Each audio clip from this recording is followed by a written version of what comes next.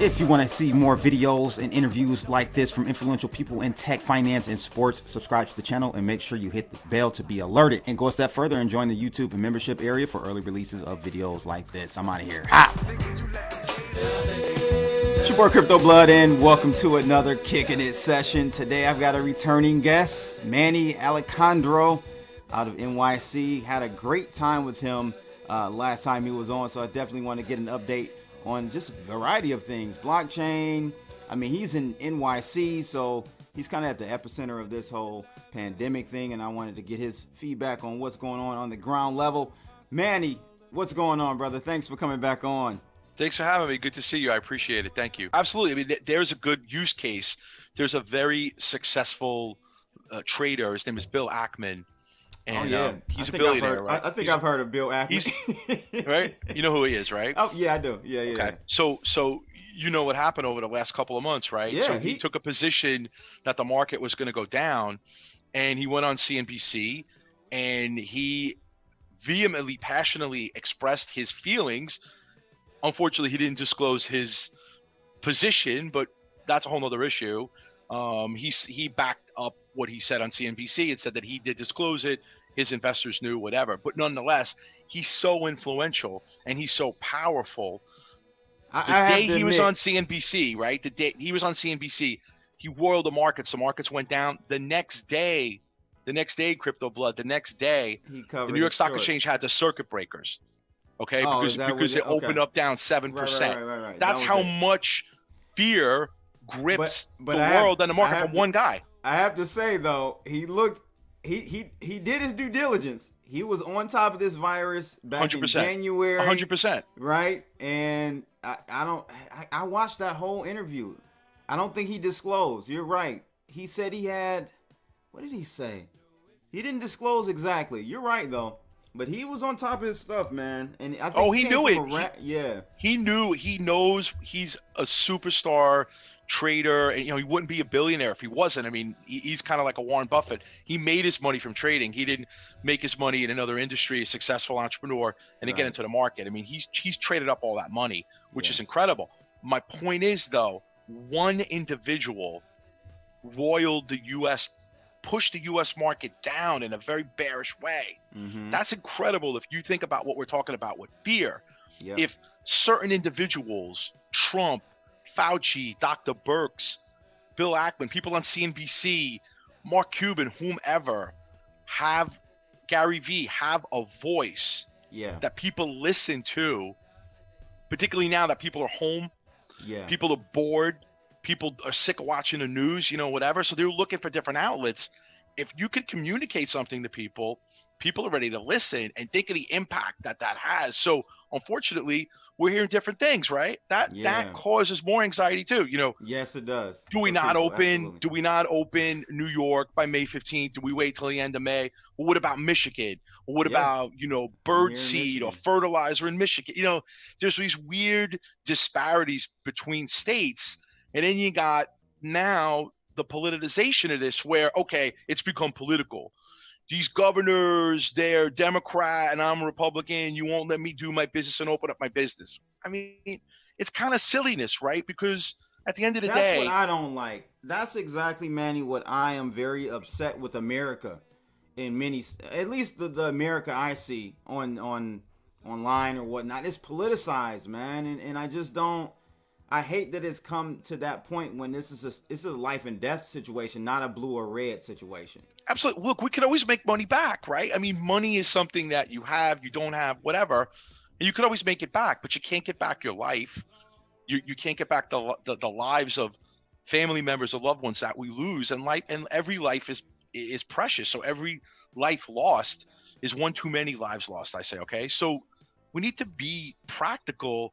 And at the end of the day, I don't think there's some deep state out there that's colluding amongst all the governors saying, let's shut everything down so people can't go to work. The states can't open and unemployment's going to go to 20%. It doesn't make sense because no one wins out of this. Right. The wealthy are losing money. The middle class are just done. Right. And the only ones that's getting by are the ones that were at the bottom anyway. So does it really their lives didn't change. It's like, the term shooting yourself in the foot. I mean, you were literally right now, the states are shooting themselves in both feet. They can't move. Why would they do that to like hurt themselves, the people in the states, purely to hurt the economy so Trump can't get reelected? I mean, that's just such a perverted, idea and thought. Okay, I mean, I don't get it. I just don't get it. This is why I love you, Manny, because you're a Trump supporter like myself. Yes. But I've been critical of Trump in some facets in this whole situation. He's done some things great. He's done some things that could have been done better. I don't think and I saw you put up a tweet about Barack Obama getting on Trump. Like, no president would have been able to do any better, to be honest with you, in my opinion. I don't think any president would have been able to do any better, or if so, very marginally, not much. What are your thoughts about how the president is handling this pandemic? Yeah, I mean, Obama's late to the game, right? So now he was reluctant to endorse Biden because let's be honest here, right? Like amongst friends here, I don't know what his relationship is with Biden. He clearly didn't want to upset the real progressive liberal wing of the party when Bernie was winning those primaries, and there's still a lot of Bernie supporters. So he waited, and I think at this point, his impact, his input, endorsement of Biden is really irrelevant. Okay, and now he wants to start going after Trump about the response to Corona. This is a really complicated situation because it's not something that a president or head of state has encountered before. So there's reliance upon the medical profession. Exactly. This is a medical. To me, that's where the ball was dropped. This is a health issue. Exactly. This is a health issue. Okay, so you have to defer to the experts. Now, let me explain something to you. When you look at models, when you look at the curve in terms of flattening the curve, right? Mm-hmm. You look at those models are only as good as the data that we have. Now, if that data is based upon what we're getting out of China, we know that data is wrong, number one. Number two, it's all projections. So I would rather us have over-projected. Let's think about it. When you do a model, your model could be right or your model could be wrong. If your model's right, great. If your model's wrong, okay. Is your model under or over? Meaning that, did we think less people would die from this, or did we think more people would be infected and died? Because we thought more people would be infected and unfortunately die from it, we took precautions, and maybe we were overly precautious, right? Maybe we went beyond where we should, based upon the data we had. Or Manny, maybe we being precautious actually flattened the curve, so we didn't hit the projection. Exactly. And it might take like 20 years to figure that out. You're absolutely right. That's a great assessment. Yeah. My point is that it's okay for the models to be wrong in your favor. That's right. We're all angry that these models are wrong. That, oh my God, we said 2 million people were going to die, and 80,000 people died. Well, isn't that a good problem? I keep telling people when they say that, that's like a life insurance policy. Do you get upset when you're not using your life insurance policy? You have a life insurance policy that kicks in when you die, and you pay a premium. You don't die, you keep paying a premium. Do you go, wow, I just wasted money for this life insurance. You're alive. That's a good problem to have.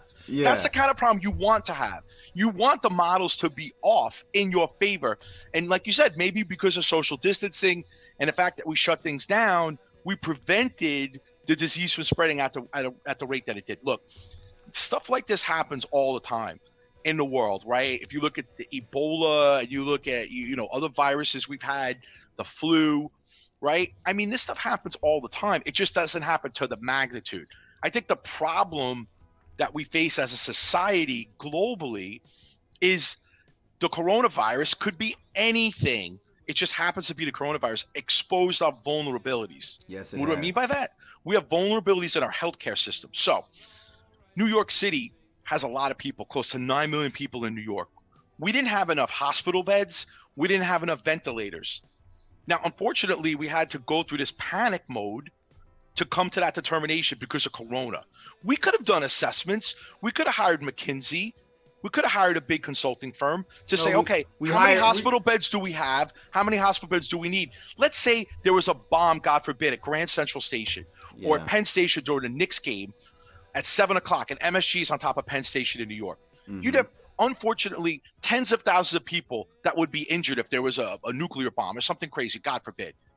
We would have the same issue. Not enough doctors, not enough hospital beds at that point in time.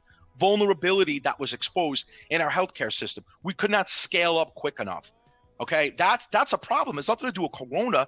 That has a problem to do with our healthcare system, which goes from the federal government to the state government to the local city governments.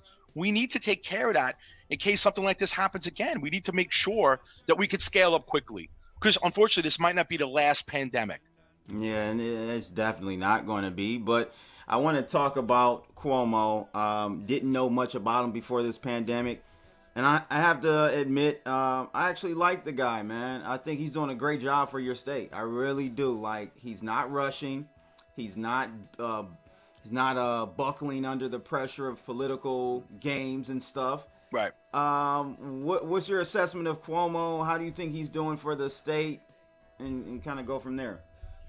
I think in terms of what you just said, he's doing great, right? In terms of people that know much about him and the way he's coming across, he's very smooth. He's very well prepared. He's articulate. He has PowerPoints. McKinsey is hired by the state. He's doing great. I think the problem is before Corona, he's not been an effective leader. So what I'm talking about, what hospitals, lack of preparedness, that was before Corona. Yeah. Okay. We're running a very bad budget deficit in this state and in New York City, right? Very close to the edge. We got issues potentially with our pensions before Corona. Yeah. Okay. So he's doing a good job in terms of now calling the shots and allocating the hospital resources, the medical resources, the ventilators, the masks, the protective equipment. But before that, where was he? He was banning plastic bags in the state of New York. I swear to God, you could not go to the grocery store and get a plastic bag. Okay, they're moving to ban like plastic straws. Okay, that's the kind of stuff Cuomo did. Okay, and New York City is one of the states. There's 3 states in this country that have the highest taxes and are losing people. I bet you they're all liberal. New York, 100% right. New York, Illinois, and California. And people are going to Florida, Georgia, Carolina, Texas, okay? Tennessee. They're leaving in droves. And a ton of people left New York right now. New York City won't come back. So I think Cuomo's doing a good job in terms of managing the crisis. So, but I want to distinguish between crisis management, crisis management is his new job. His job as governor, he's been a failure. New York is in a lot of trouble financially. Our MTA, our Mass Transportation Authority system, is one of the worst in the world. We just realized that we had, tens of thousands of homeless people in the city, maybe 75,000 homeless people, and most of them use the subways as a homeless shelter. Did we just realize that? If you've ever taken a subway, unfortunately, there's so many homeless people. And unfortunately, they sleep on the trains. And we didn't realize that the subways were a petri dish for Corona. I've been calling for the New York City subways to literally be shut down, not 1 a.m. to 5 a.m. Shut down in February when this first came out. I agree. There was a study done by MIT along the subway lines that a lot of people who lived along the subway lines where the subway stations were had a higher incidence of infection of Corona. So what the MTA did was they said, we're going to clean up the subways every 3 days and disinfect it. They had these like rags and people are like wiping the poles and the handrails. They're like spreading the Corona. What are they doing to disinfect it? I wanted the thing shut down like they show in China. Someone with a hazmat suit on and some gun and spray some disinfected UV light. They're doing that now. They started this past week in New York. They closed down the subways between 1 a.m. and 5 a.m. to do this. And they help the homeless get to shelters and stuff and help deal with this problem. But we're 2 months too late, and there's tens of thousands of people that have died because of that. So I blame the governor, Cuomo, and I blame the mayor de Blasio for being too late. This is a timing issue. Blasio, man, I don't like him.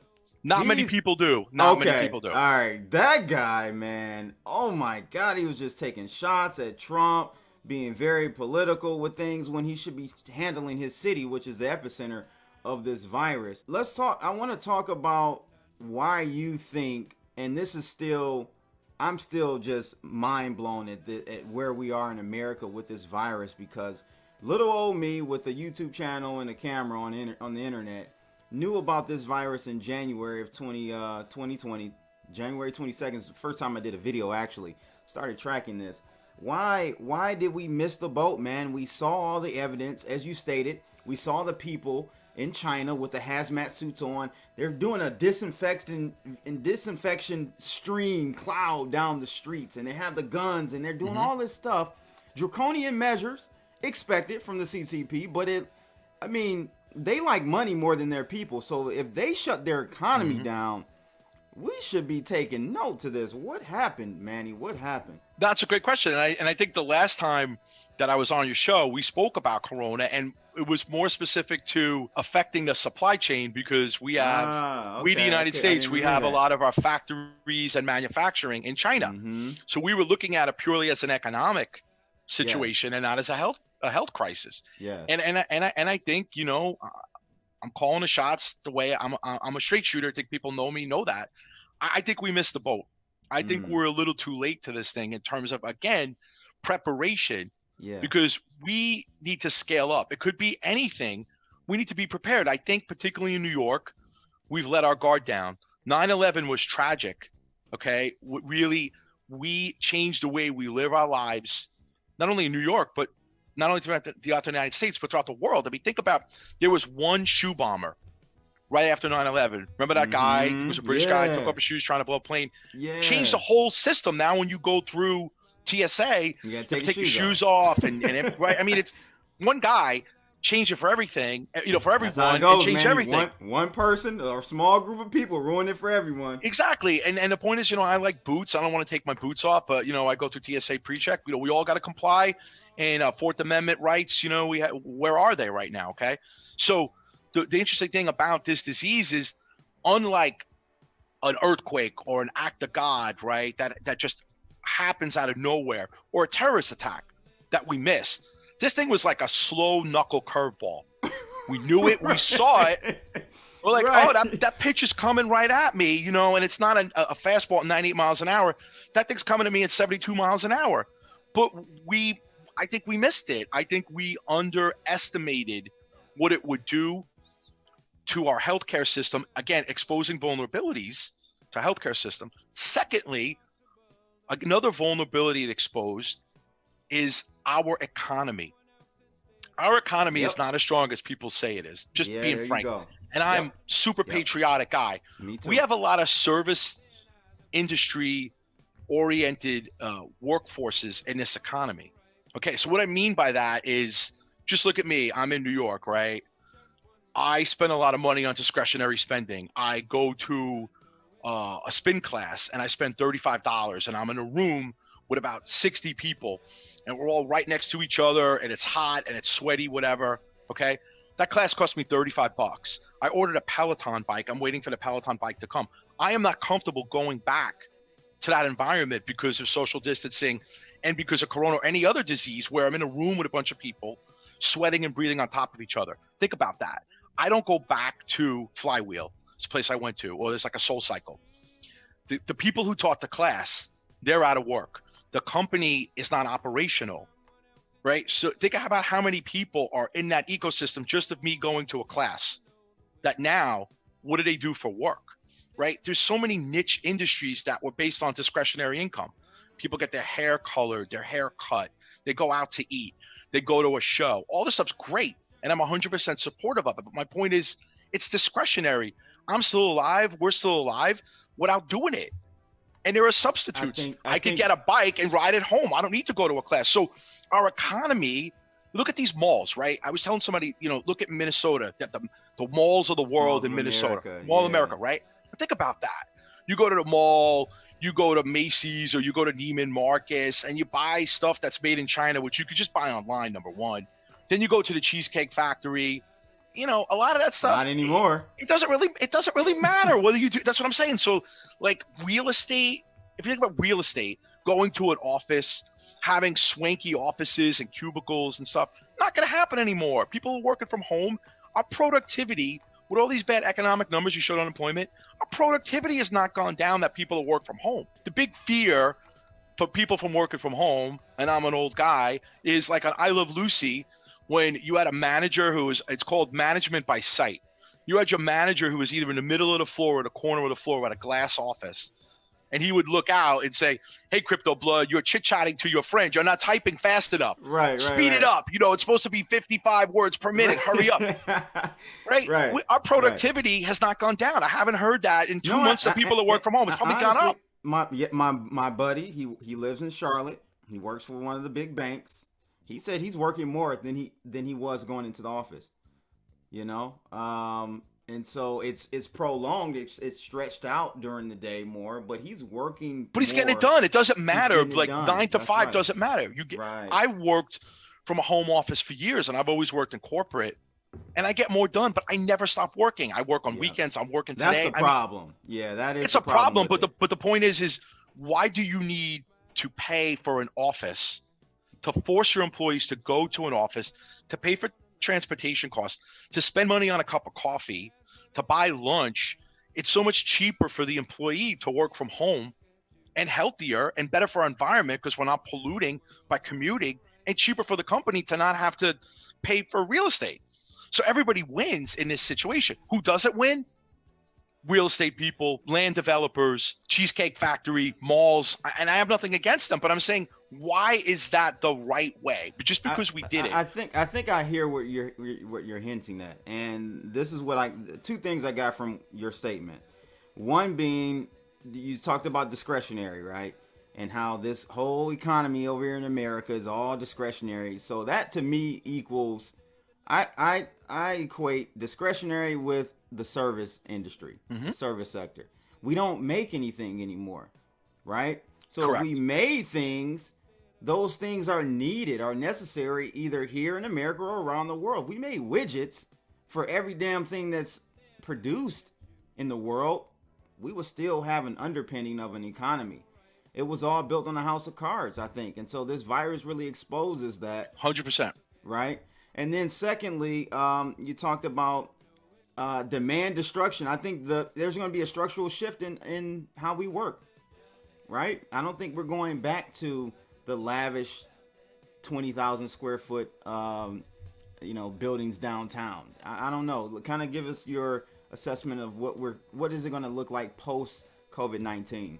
I think you're right. I think we're going to get into an environment where there's going to be an office, but people are going to go in on an alternating basis or something. I mean, maybe you go in once a week and you have a team huddle and a team meeting, assuming you're social distancing and whatever, you're wearing masks. I mean, I'm talking like post-vaccination. Okay, so maybe 2 years. But why do you need an office? You really don't. Now, at the end of the day, let's kind of analyze that a little more. Let's peel back a little an onion. Those costs, the overhead, right, are passed on to the consumer. So the more we can narrow down and focus our overhead costs, not only rent, utilities, and all that you got to pay, right? And insurance and all that are ultimately passed on to the consumer. So to the extent you don't need that or need as much of that, I think the consumer wins. Second point is absolutely right about the service industry. We have an economy based on a service industry, and that's troubling because what I've identified years ago, and I got my MBA at MIT Sloan, is there are a lot of professors up there who've done a lot of good work in this. We need to fill the skills gap. We've got a big skills gap in this country, okay? What I mean by that is we have a lot of jobs in the world in this country, but they involve technology. They involve some kind of technological sophistication. We don't have enough people in this country who can code. Let's just be honest. We don't, okay? So again, you're right. The economy felt like a house of cards because I went to get my hair cut. I went to get my dry cleaning. I went to the Cheesecake Factory in the mall. How many people, and then I tip people and all that. How many people are affected in that food chain by one guy like me? Multiply that by millions of people. Those are the jobs that people had. And I'm not criticizing those jobs. I'm just saying this is fact. This is what it is. Right. Going forward, those individuals need to reinvent themselves. And I'm not putting the onus on those individuals. I'm putting the onus on the government to work cooperatively with Google. I know Google's hate. I'm just using them as an example. Google, Cornell University, Columbia University, Harvard, whatever. Create a cooperative where you teach entrepreneurship. You make an ecosystem. Exactly. For free. You make, that's the problem. You make create a whole ecosystem around Ithaca, New York, which is a depressed economy. New York State, outside New York City, is totally depressed. You drive from New York City upstate, completely depressed. Outside of Albany, which is the capital, it's really bad. You have people working in malls. You have people working in supermarkets that are 50 years old, working in Starbucks. And again, I'm not being critical. I'm just saying objectively, we need to teach people skills. Those skills could be transferable where you can work from home. Think about the jobs where people are working from home. There is a bunch of our economy that's working right now. They're working remotely because they have skills and they have jobs that they can work remotely. A lot of service industry jobs will continue, which I think are great, but a lot won't. And what do we do for those people? We can't let them collect unemployment forever, which is it's just unfair to them and to the country. We need to help them. So we need the government to step up and provide training and skills with major corporations, create ecosystems around a university, let's say. So say Ithaca, as an example, Cornell's in Ithaca. Create some kind of venture for entrepreneurship at Ithaca, New York, where if you start a business, you hire people from Ithaca or around Ithaca. You work with Cornell, maybe get Cornell graduates, get the school to give money, get the state, New York State to give money, and get Google or IBM or Microsoft or whomever, Facebook to give money, and you train people. Now you become essentially this little city within Ithaca that is super duper prepared to handle really cool issues that come up with technology. Maybe preventing a new pandemic, right? Maybe research and development, maybe helping with testing, maybe helping with social distancing and contact tracing, maybe helping with companies reopen, just to give you examples of what something like that could do. Maybe blockchain, maybe crypto, right? I mean, maybe we could do mining of crypto. I mean, there's so much we could do, but we can't just sit around and feel bad for each other. Right. I think right now there's this kind of malaise that's taking over the country. Part of the fear is now turning into a depression where people feel, and I'm not talking about economic, it will lead to an economic depression. I'm talking about a psychological depression where people are feeling bad. Hey, I worked at a company. I'm not sure that company's going to reopen. What am I going to do? Well, figure it out. Let's figure out what you can do. We need to help these people and encourage them and train them and teach them and motivate them and tell them that they're valuable members of society and the economy, but teach them some skills. So if someone's 40 or 50, you might not teach them how to be an engineer, but maybe you could teach them how to work in that environment. That involves coding or technology, or, I mean, I'm on my phone constantly. Right? I use my phone for everything from banking to communicating with clients to talking to people, texting, whatever. How many apps do we have on a phone? So many. We could always use different apps, better apps. So just right there is a small example of needs for technology. Again, in New York State, we're utilizing new technologies. Governor Cuomo had Eric Schmidt, who was the former CEO of Google, on his press conference the other day. Yeah, I saw They're that. going to do some cool stuff with regard to contact tracing, testing. I mean, people are going to need to be tested. Whether or not people think it's a hoax, which drives me crazy, that's a topic for the discussion. It's clearly not a hoax. The numbers are what they are, whatever. But we need to determine. They're underreported to me, to be honest with you. Potentially, but we need to determine who's infected from who's not. So when we talk about why things were somewhat disruptive with how we close things down is we didn't have a plan. The plan should have been what I call a targeted approach. If we had tests available, and unfortunately, again, objectively, they're not readily available. Still, and I chronicled on social media, they're not. Yeah. They're not. So, and I got tested. I'm waiting for my results. We talked about it earlier. And I had to pay like $130 at Quest Labs yesterday. See, that's the part I don't. And you know, I saw Quest Labs reply to your tweet like, "Please DM us." And yeah, they want to. They don't want to go. They want it to be a private conversation now. Like, no. We should have everybody tested. Maybe somebody who's out of work doesn't have $130 to get tested. How ridiculous is that? Why isn't that even subsidized? Like, yeah, that's that. Now talking about like focusing on, you know, the people who are hurting right now economically. I mean, wow! Imagine if you got a family of 3 or 4 people, and you're gonna spend $130 per person to get tested. That's ridiculous and grossly inappropriate. But that's what I'm talking about in terms of preparation. We have no game. We need to make sure that everybody gets tested. Everybody should have been tested. If everybody was tested, let's say in February, we probably would not have had to shut things down the way we did. We shut things down in abundance of caution, like you said, because we want to prevent the spread of the disease, because we didn't know who had it from who didn't. So we assumed everybody could get it. That's why we shut things down the way we did.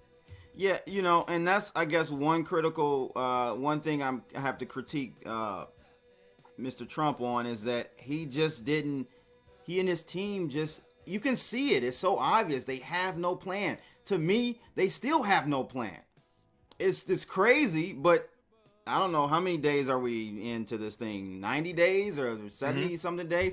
I still don't see a plan from the White House on what we're going to do next. I mean, it's just kind of all over the place. One day it's this. One day he says, we need to lock it down. Then a week later he's saying liberate Michigan, liberate, Georgia, right, and all. So we don't have a consistent plan, and so I just don't know where we go from here. No, that's a great point. I agree. I think because we didn't have a plan to shut down, we clearly don't have a plan to reopen, right? The flip side of shutting down is reopening, right? Mm-hmm. And if we didn't have a plan to shut down, we're wasting time figuring out how to reopen. The first piece to me of reopening is testing, because there's already lawsuits. I read in the New York Post yesterday. The New York Post is actually a good source for litigation, believe it or not. They always publish lawsuits. Some individual unfortunately passed away in Pennsylvania. He worked at a meatpacking plant and he got corona, he died. So now his family is suing the meatpacking plant for wrongful death and negligence. Okay, so you're going to see a bunch of lawsuits because a lot of lawyers are unemployed right now. A lot of lawyers, either the law firms contracted because people can't pay bills. A lot of courts are still closed. So a lot of lawyers are looking to drum up business, and a lot of people have died.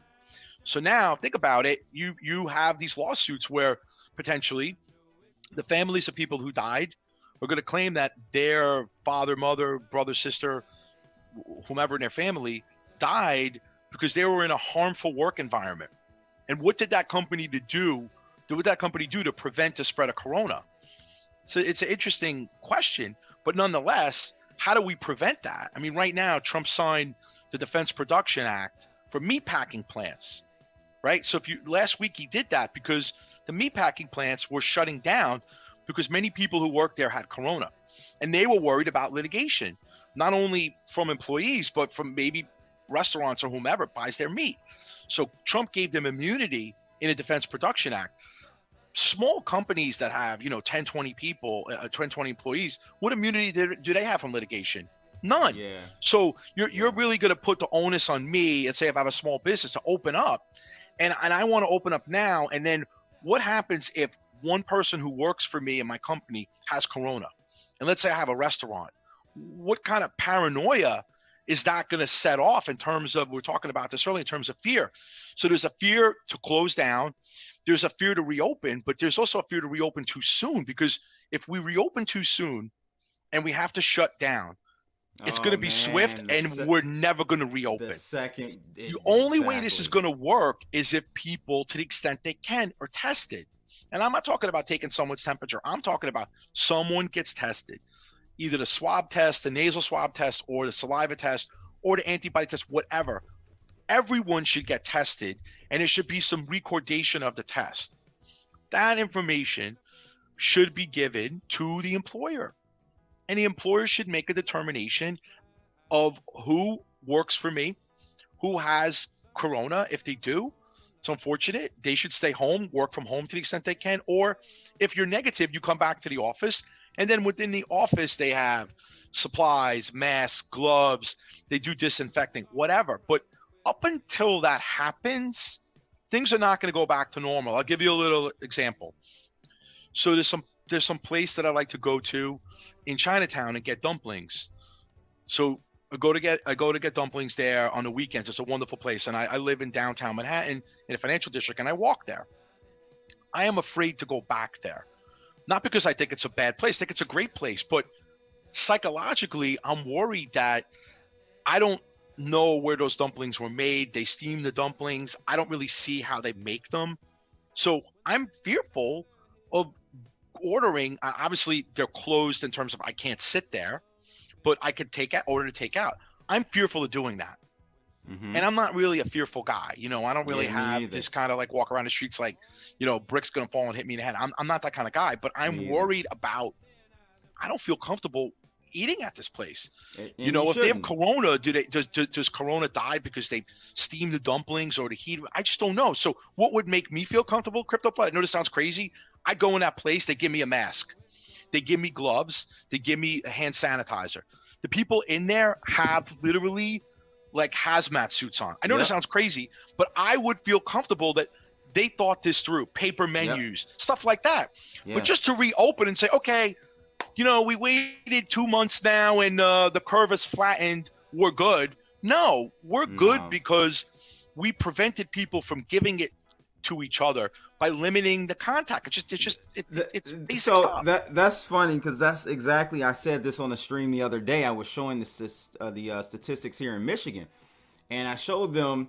I wish I could bring that up. I showed them how the curve was really coming down. I said this didn't happen because of some magical osmosis movement of the virus just disappearing. Right. We shut down. The Right. reason the curve came down is because we shut down. So if we open back up, guess what? The curve is going to go right back up 100%. If we go back to living the way, so we the have way we did. Yeah. pre-corona, post-corona. If we go back to living the way we did pre-corona, post-corona, what's going to happen?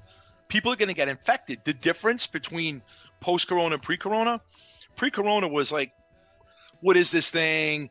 It's from China. It's not. It's like the flu. It's not going to really harm us and hurt us. Now, with all this knowledge we have and confusion, ambiguity, and fear, if people get reinfected and that curve starts to come up, that will lead to a depression, unfortunately. I'm 100% convinced. A depression for many years. Yeah, I'm concerned about that. I really am, because this thing is not, and it's just interesting seeing how we're the United States, right? And each state has their own governance and how they want to plan and do things. We see Georgia has opened up. We see Florida has opened up. And, the ones that are still closed will be penalized because of those states, because we don't have a closed border. So people from Georgia can go to Michigan, they can go to New York. Right. People from Florida can go to New York. People from New York go to Florida.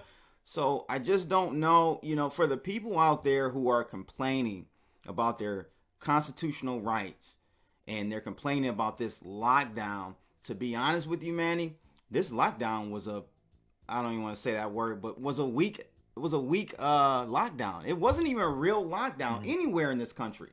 A lockdown looks like China. Right. What they did in Wuhan, you could not leave your house. You couldn't leave your complex. That's a lockdown. Right.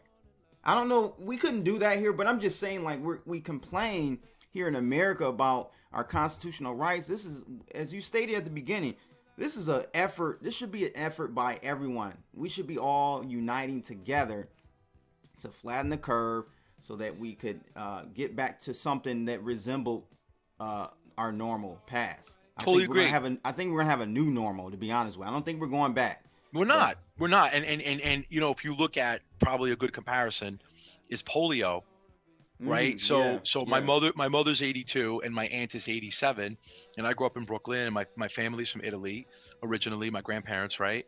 And my mother, my aunt, and a cousin of the family went to a pool in Brooklyn when my mother was young. So my mother's 82 now, so she probably was like 5 or 6. She got sick. My aunt got sick. My cousin got sick, and my mother got sick. They all had temperatures because they thought they had polio, and they had high fevers for a while, and then the fevers broke, and by the grace of God, my aunt and my mother were okay, but the cousin, my cousin wasn't, and she was paralyzed, and she was in a wheelchair from that point in time, and she died a couple of years ago. Because she was stricken with polio, unfortunately. So this stuff's not a joke. And this has happened before in this country. And it took a while for Jonas Salk to come up with the vaccination. It took a while. It took long. Yeah. It's not like we could rush it, because this is science, okay? And as much as I want a vaccination tomorrow at the end of the year, you have to do clinical trials. I don't want to be the person that takes a vaccine and dies from it or gets side effects from it. You have to let science do its thing. That's why I'm not. Science is science. Science is not politics. Okay? Yeah, that's why I'm not too. I'm not too rushed to get this vaccine if it comes out too soon, Manny. I'm just be honest with you. I mean, my family has been affected by COVID. My wife tested positive, so I I'm had. sorry to hear that. Yeah, This was 5 weeks ago. She's back. And that's another thing. It takes. They're not saying this, but if you catch it and you go through the whole symptoms and everything, this thing lasts for 5 weeks, 6 weeks altogether. Yeah, it's not over in 2 weeks. Like, quarantine yourself for 14 days and then you're... No. So my symptoms went on for about 3 weeks. My wife 5 weeks. My wife's aunt 6 weeks. So, but anyway, I'm not willing to take a vaccine if it's going to be ready in 12 months. I'm not. I think it's just too fast. I agree. And I think that we need to take this as seriously as we can. You're absolutely right in terms of the lockdown. It wasn't a real lockdown. And at the end of the day, there have been cases, right? Some in the media, some not, where people in certain states, and Pennsylvania is an example, challenged the lockdown. They went Michigan ultimately to the Supreme Court. Yeah, and the courts pretty much ruled in favor of the governors, because they're saying that, which I think is a weak argument. Oh, the governor enacted a law by fiat of executive order, and it wasn't promulgated by the legislature or whatever. Look, these are crazy times right now. Governors have emergency powers. Imagine trying to get a vote on stuff. You might not be able to do it quick enough if you need to act swiftly. And if you look at what's kind of going on, I mean, I'm struggling with, and I know that it's gone viral in terms of social media, these lockdowns in like Texas. So the Supreme Courts in these states usually have found in favor of the governors, okay? Except for like some type of religious expression in Kansas, which to me makes sense. I don't know why in New York liquor stores are open, but houses of worship are not. And we just went through Easter, Passover, and Ramadan, and we're not allowed, when we feel this isolationism of being quarantined, not allowed to celebrate our religions. Nonetheless, if you look at what happened in Texas, I'm struggling with why that hairdresser acts so defiantly. I didn't like that the judge asked her to apologize to the legislators in that state of Texas. But what I was struggling with. How do you feel about her being arrested, though? How do you feel about that part? I'm struggling with the fact that she was arrested. I would have been okay if she was given a summons.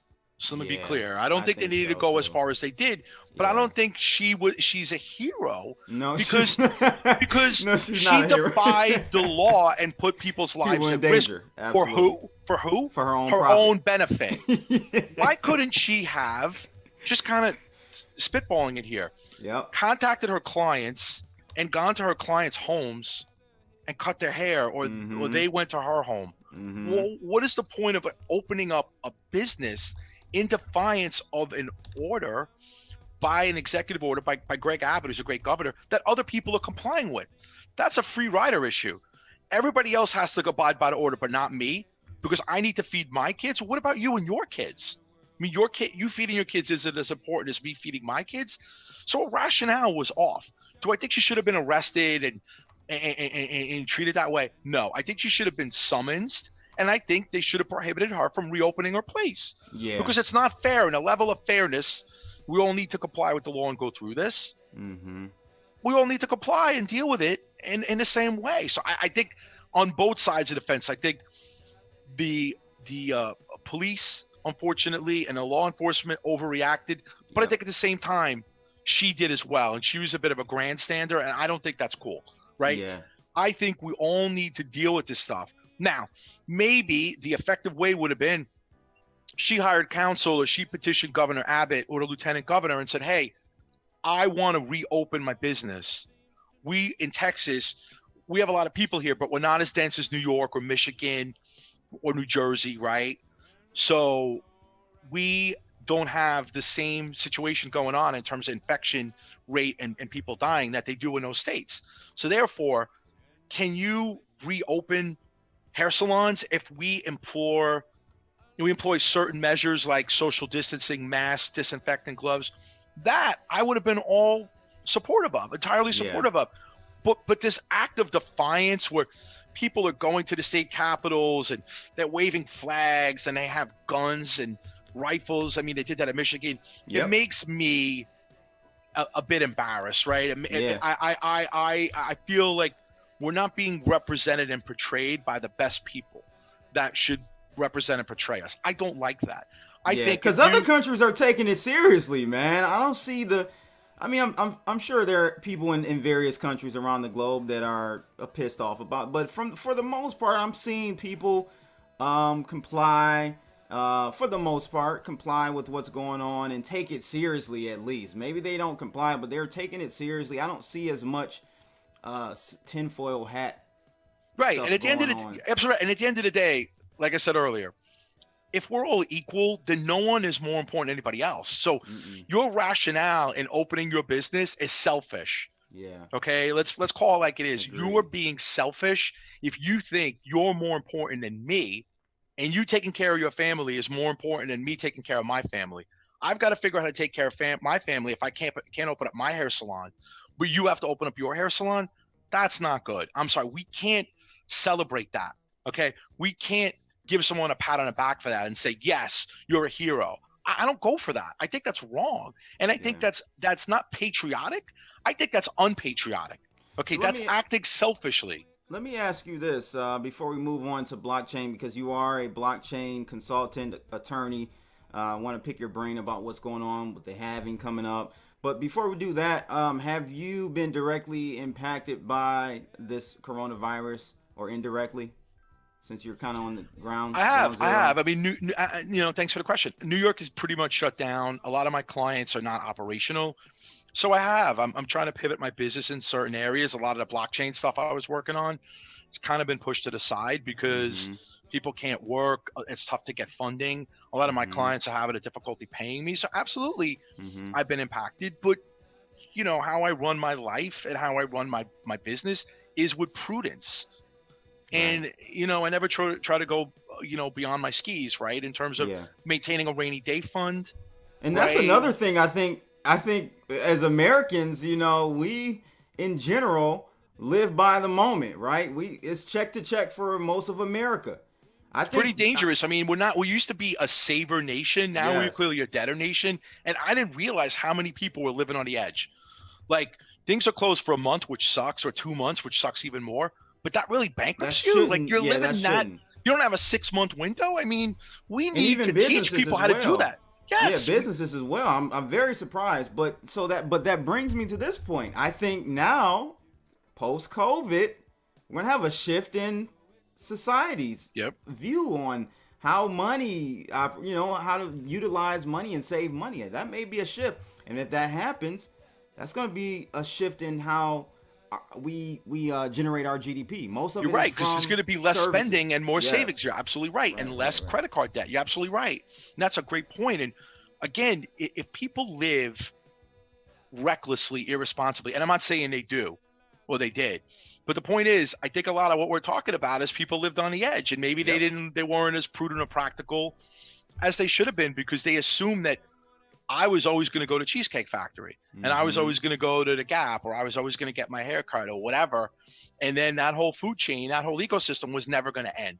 And, look, styles change. I mean, go back to the 70s and the way people dress. People used to smoke, right? I use this I use this example of, let's say you and I create a really cool ashtray company. Like in the 1970s, we had this like swanky ashtrays where people would smoke and stuff like that. What would happen now with all the non-smokers? We'd be out of business because nobody's buying ashtrays. Should I go to government and get a bailout because our ashtray company went out of business? You're an entrepreneur. You're putting yourself at risk. You're putting your career and your business at risk. I can't only pat you on the back and reward you for your success, but when you lose, I backstop you. I mean, that's like me, going to Vegas, and if I win, I'm like, woohoo, yeah, and I don't share any of the winnings with you. But if I lose, I go, bail me out. I mean, at what level does this fall on the individual and not on the government? You bring up a good point. It's the United States. I don't like the way we're going with this, man. All these bailouts. I thought we were free capitalism. Right. I mean, look at these people. Markets. It's a double standard. These people going to the Capitol, You are infringing on my rights to make money. Okay, you're right. Okay, so we're gonna reopen, but you want a bailout also, right? Oh, wait a minute now. So wait. You have the rights to work, right? Go work. But now the government that you hate because they won't reopen, you also want that government to cut you a check? Mm-hmm. Wait, I'm a little confused. Sorry, man. Maybe I'm just too dumb. I ain't getting it. You hate the government because they won't reopen. But that same government you hate, you want them to backstop your losses that you didn't have the foresight maybe to have a rainy day fund or have a second business or a side business or whatever. Again, not being critical. This is all objective. And I think hindsight is 20/20. And when this thing's over or close to being over, we need to look back and we need to get our act together. And Wall our Street act together too, means us. The stock buybacks situation, which quite honestly used to be illegal, they're complaining and wanting bailouts too. You take the airline. 100%. 100%. It's just I don't agree with it. I mean, we have in this country something great in our code, the federal code. It's called the bankruptcy code, the bankruptcy acts, right? Mm-hmm. The bankruptcies prevent you from going out of business because you restructure your debt. So when people say, "Oh, I'm going to go out of business," that's not true. We have a backstop. It's called you file for bankruptcy. Okay. And if you're an airline and you're living large and then you're charging me now $25 for me to put my bag on a plane and you don't give me any more food and the seats are so tight on the side of me, in front of me, behind me, you're packing the people in, you're living large. Mm-hmm. Now something like this happens. You want a bailout? Were you helping me out when you were making money? No, I have no benefit on the upside. Notice how all this is the same. We don't benefit in people's success, either companies or individuals. They benefit. Mm-hmm. We then have to bail these people out when they're hurting. Isn't that inconsistent? Mm-hmm. Why don't they give me some of the upside? Right? If I give you money, pay me back, and then when you become successful again, give me some of those profits. No. Right. No way. I'm not sharing out with you. Yeah. Oh, but you want me to bail you out? That's un-American. Figure it out. We will use whatever laws are in place. Let's say bankruptcy laws. File for bankruptcy. Do I want to see people go bankrupt? No. But then again, why is Guess or the Gap? Again, this is not the 1980s. People don't dress like that anymore. You know, I go by this like Guess store by the South Street Seaport of New York, and it reminds me of 1985. Mm-hmm. And it's like J-Lo does like some cool ads for them and stuff and modeling for them. But the clothes remind me of when I was like a teenager. Right. Nobody dresses like that anymore. Right. Get with the times. Maybe nobody goes there because nobody wants to dress like that anymore. And you don't have the influence because kids don't dress like that. And you don't have that kind of impact. But I got to bail you out. J. Crew. I mean, these companies, Neiman Marcus, right? These companies that want to bailouts or these retail outlets that are really their business model is 1985. Yeah, they should have pivoted back in the .com era.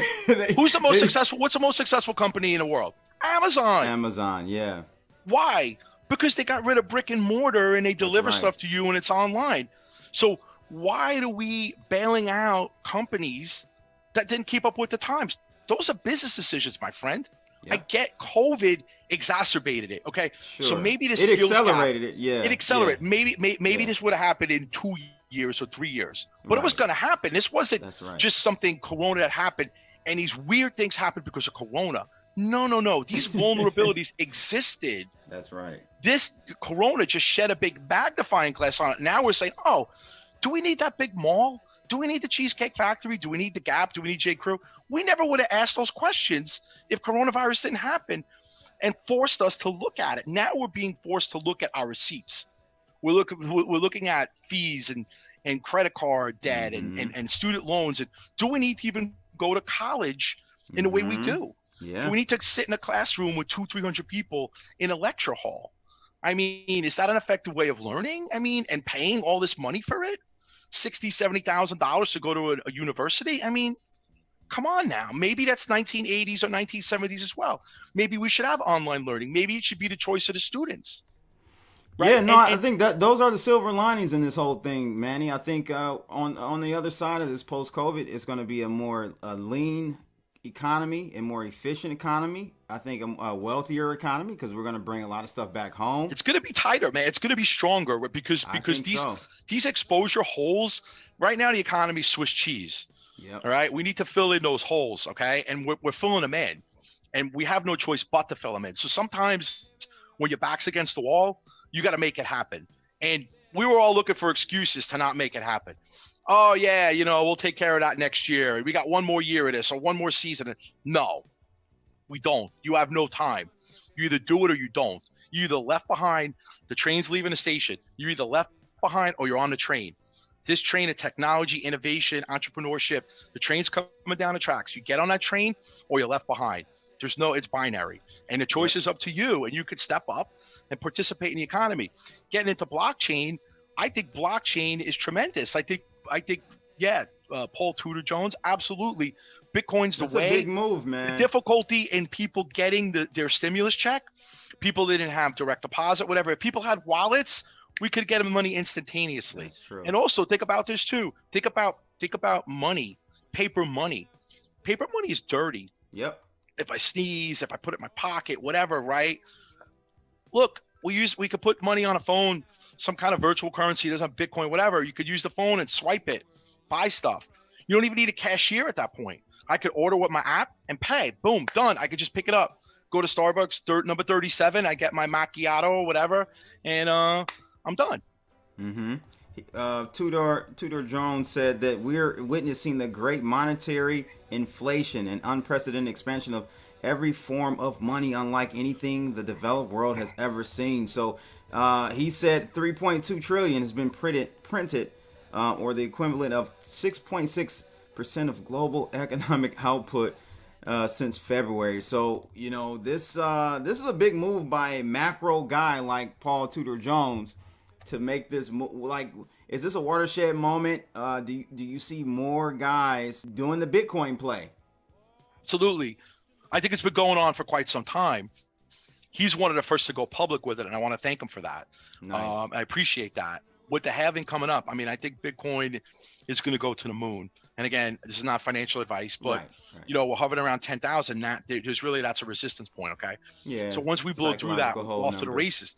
I think, I've been talking to a couple of people about whether Bitcoin is correlated to the stock market or not. Right? It has been in the short run. It has been, and run. Exactly. And I think the reason why, from the people I'm talking to, is because a lot of major institutions and major players own it. So I think they're looking at it as another asset class. Yep. The market's up, Bitcoin's up. The market's down, Bitcoin's down. Because they're just going to say, I have equities, margins and stuff. I have bonds, I have debt, I have options, right? When I have Bitcoin. When does that correlation break? Because when it breaks, I think this time, when it breaks, it's going to really accelerate Bitcoin.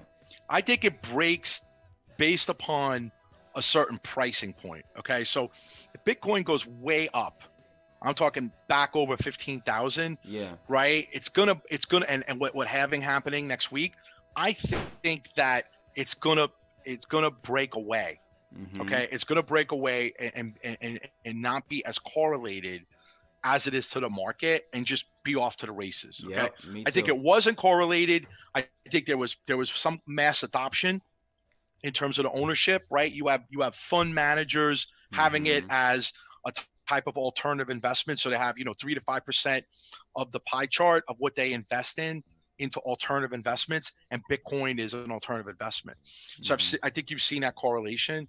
I think as we move away post halving and the price of Bitcoin becomes more expensive, you will see a separation of that correlation. I don't know how deep, but I think it's starting already because Bitcoin's been going up, the market's been going up, going down. The weird thing about the stock market is the market is always, the glass is half full. Okay. Yes. So, okay. The market went up 500 points yesterday, right? We had horrific numbers with regard to unemployment, but you know what they said? 442. You know what they said? Oh, we expect it to be worse. Yeah. Right. 22 million. Yeah. So I lost the game, but I thought I was going to lose I thought it was going to really lose, but I lost, the Yankees lost to the Tigers 4-3, but I thought the Yankees were going to lose, 10-0. Right. Like, No, they lost. Win is a win, and lose is lose. Right. Unemployment is bad. Yeah. 14% unemployment sucks. 20% unemployment is lethal. 25% unemployment is depression. Now, could it be worse? Could it be 30% unemployment? Of course. But that means the market goes up because it could always be worse. But you know what? Not it could, it should be better. It should, not could. It could be worse, but it should be better. That is where there will be a divergence between Bitcoin and the stock market, which, you know, is also, let's be clear. The Fed is priming the pump, right? I mean, the Fed is like, here you go, guys, just here you go. And that's why the professional traders who are trading on Wall Street, hedge fund managers even aren't as significant as they used to be. The market, if you look at where the market is crazily, it's not too far from the all-time high. So it's like almost 25,000, and the high was 30,000. So but the price valuation is well over where we were at the highs. Of course, I think it's like 20 something times earnings now. Right, and which is crazy. And the thing is too is money is cheap. So by the Fed, right? I mean, think about this. If I lend you money at 0% interest, why are you spending your own money? Right. Right. So even the most successful companies are going to take money from the Fed, right? Why not? It's free. Right. So whatever you make, you're going to make, plus the fact that your cost of financing is zero. So we're not inducing distortion of markets, these companies, our economy to grow. What we're trying to do is create a V, right? We're trying to say we were here and then we went here and now we're here, right? Just go down like a V. We're artificially, through the priming of the pump by the Fed, right, and all these bailouts, is trying to create a V. Okay, first of all, it's not going to be a V. It's going to be a U or maybe a W, number one. Number two, it's artificial. The market is great. I love the stock market. I've been working around the stock market since I'm 21 years old. I love the stock market. It's the best thing in the world. It's transparent. It's efficient. I love it. It's changed my life, gave me a career. I met great people, philanthropic people, wonderful people, okay? But at the end of the day, the market does what it does. You cannot interfere with the market forces. I'm a hands-off guy. Let the market do what it does. You need guide rails, circuit breakers, and whatever. Yes, but at the end of the day, let the market do what it does. You know what that means? That means there's going to be deleterious effects in this market the end of this year, next year, and the year after, if we keep artificially trying to pump up the market. The market won't forget. And these bad things that we're talking about, unemployment and whatever, they're going to reflect themselves in the market, in earnings, in unemployment. You can't print that. You can't print earnings. It's all short term. This is short term. And I think Bitcoin there's going to be a big flight to Bitcoin. Okay, because of the anti-inflationary way that Bitcoin was created by Satoshi, and the thinking behind that, and the fact that when we print all this money, trillions of dollars of bailout, trillions, what kind of inflationary impact is that going to have on us? So what's going to be the pricing power of a dollar? Nothing in like a couple of years, or maybe even at the end of this year. I mean, that's a joke. So the Fed is let the market do what it does. If the market needs to crater, let it reach a bottom point, and then you could maybe see the V. What we're trying to do is prevent it from hitting a bottom point. Every time it goes down, inject money, inject lending, buy bonds, okay? So we're never letting it fall. It eventually is going to push through that. The market is more powerful than any forces that try to affect it. I'll say that again. The market is the most powerful thing. You cannot affect the market long term. The market will get you back. Okay, the market is awesome, and the market is resilient, and the market will do what it does. You can't artificially try to impact the market long term. Short term, yeah, short term, maybe we could bounce back and we're at 28,000. That's bogus and fake and artificial. Well, unemployment is going to be 20%. I care about a V-shaped recovery. I'm walking around New York City, things are still boarded up. People aren't working, and they're getting unemployment. Crypto blood, that unemployment's going to run out. How are we going to re-employ those people if those places they worked at, like we talked about earlier, they don't open up? What do we do? Right. We're screwed. We are screwed if we don't have a plan. This is all planning. It's planning and execution. two things, right? You can't execute unless you have a plan. Like this interview, I had some scheduling problems. I apologize, but it's all good. planning. But it's Yeah. but it's planning, right? We planned it and we're doing it, right? We want to reopen. We need a plan. Why was it so ugly how we closed? We didn't have a plan. We just said close. Yeah. Boom. That's the problem. So plan it right, get the right people involved, execute that plan. Then we'll be okay. Without that, we're just spitballing it. No, I agree, man. And wow, crazy times we're in. But I think people, again, there's a silver lining in everything. You have to just do your due diligence and look for it. And I think there are many areas. We talked about it today, guys. Bitcoin. I told someone the other night, start a business making something here in the United States.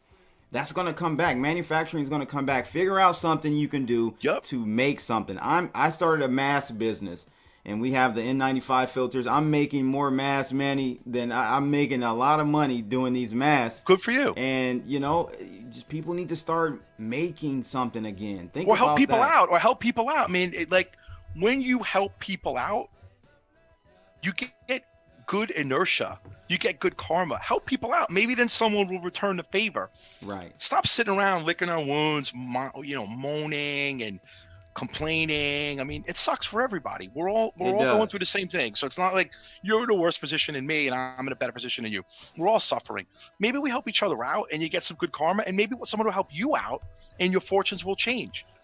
But if we just kind of sit back and moan about it, and like you said, don't try to reinvent yourself, come up with a plan or whatever, it's going to be painful. And the longer we stay closed, the more difficult it's going to be to reopen. So, Manny, how can people contact you? I have your website up, MannyAlicandro.com. Guys, if you need to contact him for anything blockchain related, reach out. I'm happy to help people with some pro bono work as well. If people need a hand, I'm happy to push them in the right direction if I can't help them. My Twitter is Manny_Alicandro. And that's my Twitter. Thank you. And also I'm on Facebook, and my email is MannyAlicandro@gmail.com. Happy to talk to people if they want to reach out to me. I'm happy to help people out if they want to hear my recommendation. You can see I'm not shy about expressing my opinions. No, I would take his recommendation, people. He's a level-headed guy. That's why I had him on in the first place. Second time on, appreciate it. I'm going to have him on again, people. Make sure you hit that like button, though, and comment in the section below. Manny Alicandro, another Kicking It session.